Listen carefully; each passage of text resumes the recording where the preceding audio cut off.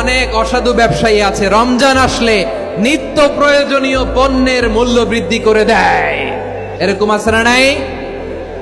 এগুলো করবেন না, মজুতদারি করবেন না, পণ্যের কৃত্রিম সংকট বাজারে করবেন না।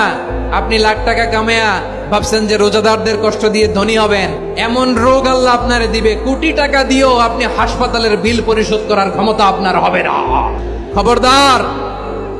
শেষ বয়সে দেখবেন কি কষ্ট আপনার হয়। আপনি রোজাদারদের কষ্ট দিচ্ছেন, আল্লাহ আপনার সুখে রাখবে? আল্লাহর দোহাই লাগে আমার ব্যবসায়ী ভাইরা এটা করবেন না। আরব বিশ্বে আমরা দেখেছি, আরব বিশ্বের ব্যবসায়ীরা সারা বছরে ব্যবসা করে, রমজানে ভর্তুকি দেয়। আর আমার দেশের কিছু অসাধু ব্যবসায়ী রমজানে গলাকাটা ব্যবসা করে আর সারা বছর সইটার উপর দিয়ে চলে। চিল্লায় বলেন ঠিক কিনা? করবেন না, এটা করবেন না। নিত্য প্রয়োজনীয় পণ্যের মূল্য বৃদ্ধি করা হারাম, পণ্যের কৃত্রিম সংকট তৈরি করা হারাম, মজুতদারি করা হারাম, রোজাদারদেরকে কষ্ট দেয়া হারাম। এটা করবেন না।